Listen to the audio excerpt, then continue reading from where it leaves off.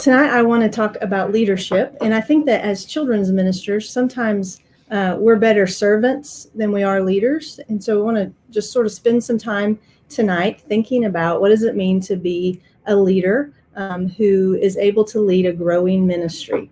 And so I've chosen to pull some things from a lot of different places, but one of the places that I want to pull from is from a book called Growing Young. And Growing Young was put out by the Fuller Youth Institute, and they have looked at churches that are actually growing with young people and young families.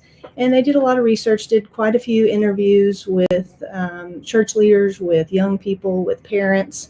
And they have found some interesting things that I think sometimes we have misconceptions about what it means to have a church that's growing young with young families. And so one of the things that I love that they did was they gave us 10 qualities in the very front of their book that they found through all their interviews that you don't have to be in order to grow young. Because I think sometimes we think in order to be a growing, vibrant church with young families, we've got to have all these things. And so if you look at this list, you can see that they kind of dispel a lot of those myths. And the thing that I like about it is that it gives us the opportunity to really focus on what is it that works. Maybe we don't have the money to have all of these things that you see here on the list, a big budget, a contemporary worship service, an off-the-charts cool quotient, all of those things that we think we need. This study actually found that we didn't need those things in order to grow young.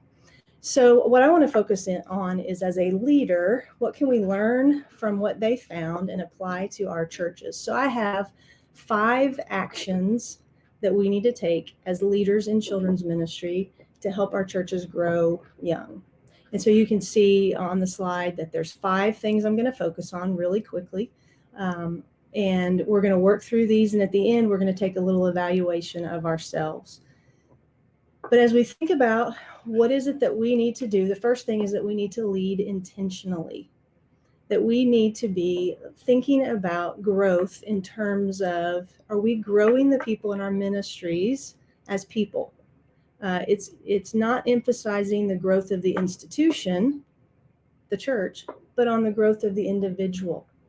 Robert Greenleaf called this servant leadership. He was one of the first ones that talked about that. I have a visual here of what this really looks like in terms of leadership and focusing on the growth of the individual in this slide that depicts a beautiful garden. And one of the ways that we can think about leading intentionally is being a leader as a gardener. If you look at this picture, you can see that all of the plants are strategically placed. They're given the right amount of light, the right amount of water, in order to produce this beautiful mosaic of color. And when we think about leading the people in our ministries, Tim Elmore on the next slide talks a lot about thinking about being a leader as a gardener. And just like a gardener would study the environment, would make plans for that piece of land, would prepare the soil, and would choose and plant the seeds, and then feed, weed, and prune, so do we in our ministries have to plan and grow the people that God has given us into this beautiful garden of leadership that we can use to grow our churches. And if you look at the next slide, there is an emphasis, though, in gardening also, not only in planning, but also in pruning. And that is the purpose of pruning is to focus and prioritize the work of the individual. And so it means that we're going to evaluate ongoing ministries and programs, and that we may even have to, like a gardener cuts off branches that are taking away from the growth of the plant, we may have to cut back on things that are only a distraction in our ministries. Remembering that it serves both the growth of the individual and the ministry and program when we take away the things that are not producing life or fruit. And so as a leader gardener, one of the things that we have to do is not only prune back those things that maybe are taking a lot of our resources and time but not producing a lot of fruit, but we also have to weed. If you have a garden, if you have a flower bed, you know that we are constantly fighting weeds. And so as a ministry leader and as a leader gardener, I've got to think about the weeds in my ministry. and ask myself, what are those things that are beginning to choke out the good things in my ministry?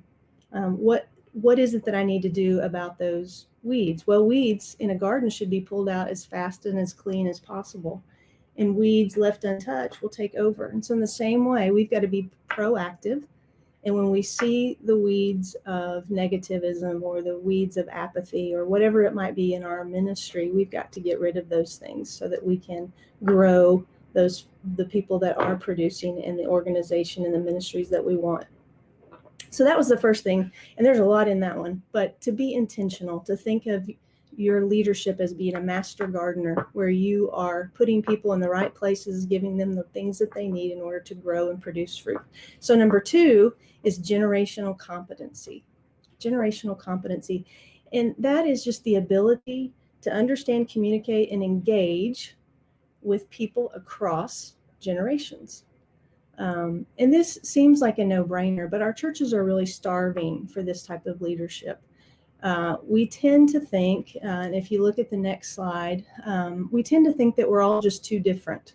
And so some barriers to generational competency have been and continue to be that we think, and you can see this quote, that younger generations are so radically different than older generations. And so we end up traveling through milestones alone or with little input and support from previous generations. I think this is one of the biggest things that's missing in our churches. And one of the things that we're beginning to see in children's ministry is we have the death of these very faithful, long-term volunteers, and there's no one coming in behind them in the younger generations to fulfill those spots. And so we've got to become competent in that. We've got to realize that true community, where we're interacting in intergenerational ways, requires the presence, according to Westerhoff, of at least 3 generations. You have the generation of memory. Those are our older folks who have the wisdom that they can pass on to us. We have the generation of the existential present. Those are the people that focus on reality. Those are middle-agers. I'm in that category. And then you have the generation of vision, those young folks who have passion and energy and want to see things change. That when we have all 3 of those groups together working in ministries, that we're going to see the best outcome for our kids. And so we've got to remember that multi-generational is not the same as intergenerational. Most churches are multi-generational in the sense that there are multiple generations in their congregations, but very few have figured out how to remain intergenerational, where there's relationships and serving together.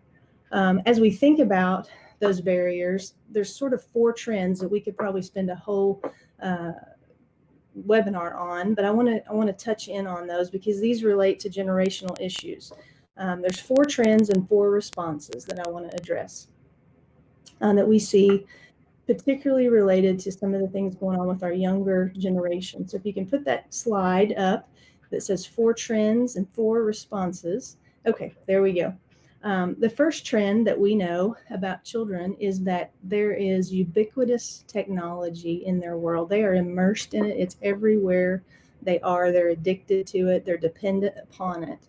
And so the response of the church is knowing that and knowing the negative things that come with that. And there's not any professional out there who believes that our kids need more screen time. All of them are saying they need less screen time. So at church, what's a response is let's limit technology at church.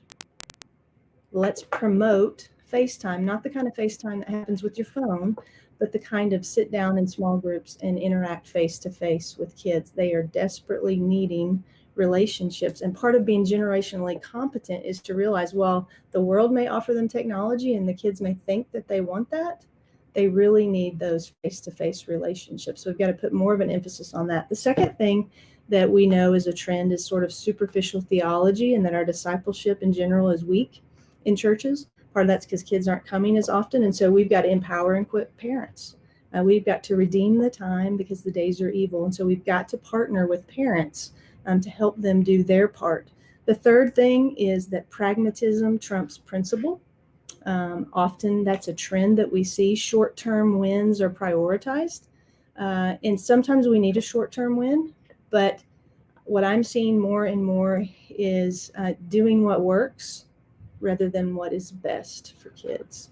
And so we've got to evaluate long-term outcomes and make adjustments. One of those long-term outcomes that we know is that kids are not staying in church when they graduate from high school. So since we know that, we've got to do some things differently. And one of the things that I think that we've got to do is return back to relational discipleship, where kids are in small groups learning and not just in big, large entertainment-based groups. So that's the third thing. The fourth thing is we have a trend right now in churches of the franchise effect, where churches have multiple sites, multiple locations, and they're crowdsourcing their ministry. And the way that I think about this is it used to be when you were trying to determine where the Lord was leading you, that you would seek the Lord and maybe wise counsel as well from those in your ministry and those above you. But today we seek the internet first, and we look and we see what is the trendiest thing out there, what is the big church doing, and how can we do that so that we can be successful like them. And I think that my concern and my desire would be for us to return to spirit-led convictional leadership, where we seek the Lord and we can look and see what other churches are doing, but let's not assume that what works over here would work for us here. And so that's another trend, is just to return back to seeking the Lord to make your plans and not Pinterest or whatever it might be. So that's number 2, generational competency. It's probably one of the most difficult ones that we have. The third one is live the mission. What we're finding out from our young folks more and more is that they want to follow a mission and not a method. That they really want the truth, that they want to be challenged. And so we need to follow the leadership style of Jesus.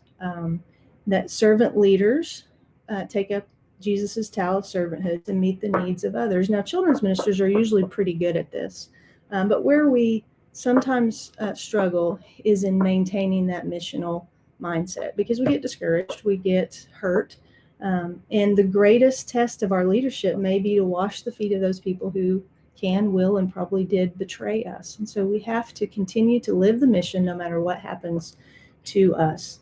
And remember that it's not always about our leadership, that sometimes those who follow us just don't get it, and it may be an issue with them and not with us. I think about Jesus, and I think about how he was teaching his disciples what leadership looked like, what it meant to serve, and they continually didn't get it. And so remember that it's not always about us. Sometimes it is.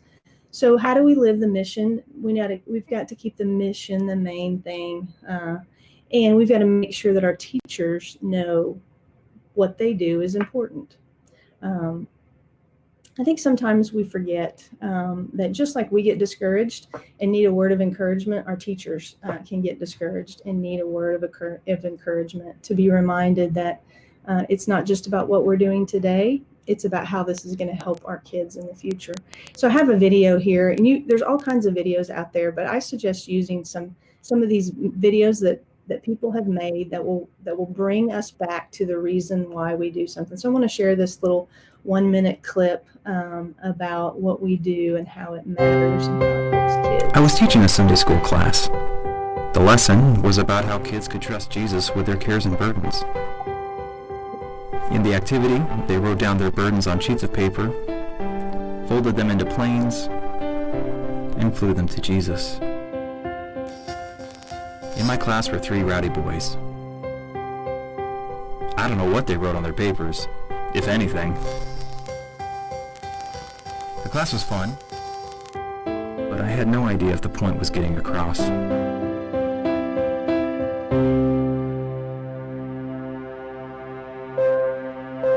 Until 2 years later, when the mother of one of those boys died.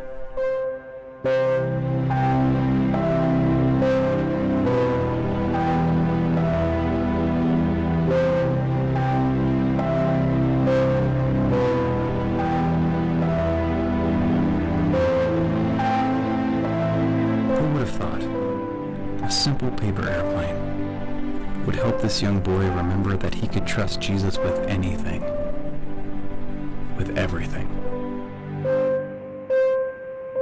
Never doubt that what you're doing matters.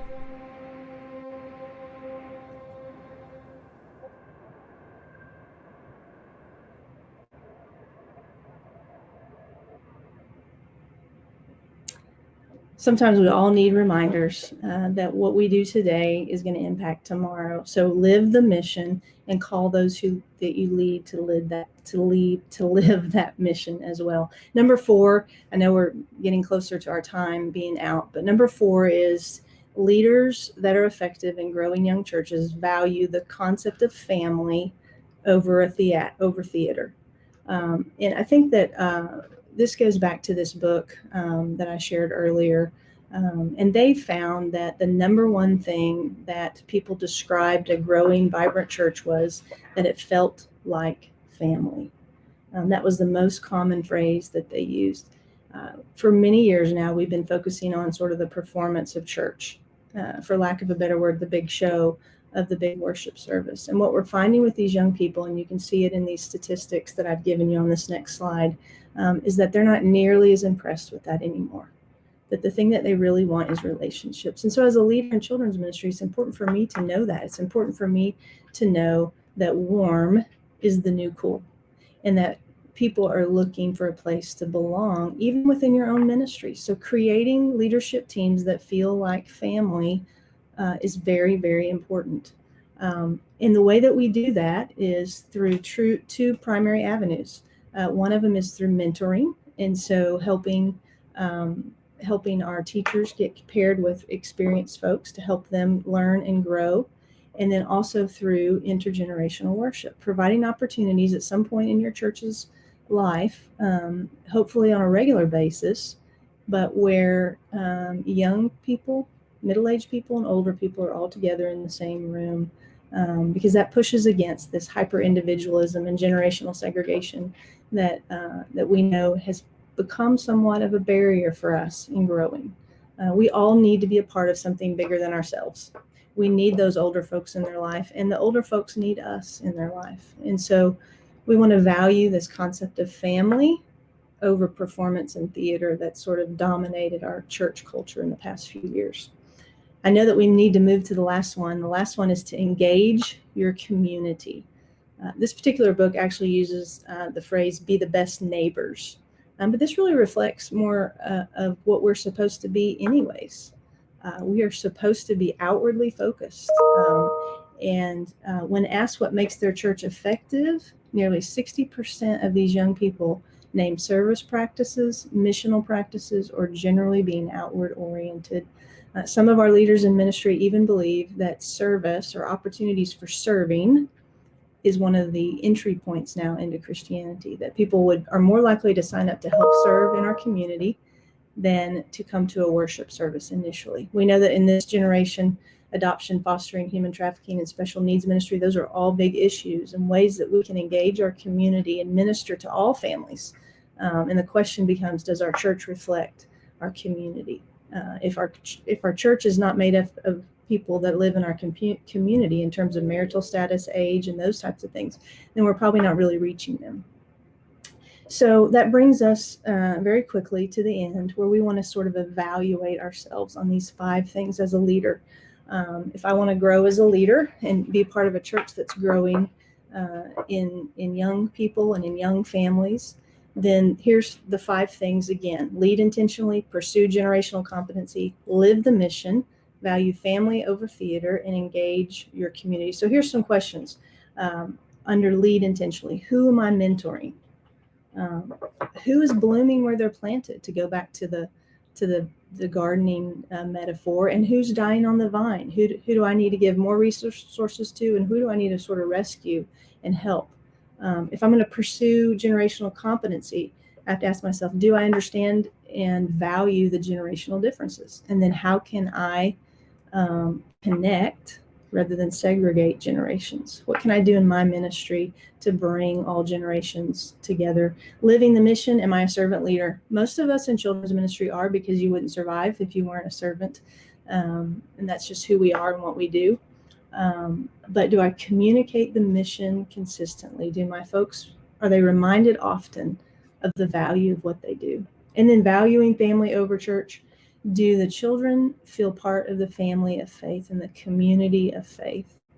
And are the children fully known and loved? When we focus on the individual child, That's where the magic happens. And then finally, engage your community. Our children are the children encouraged and equipped to serve.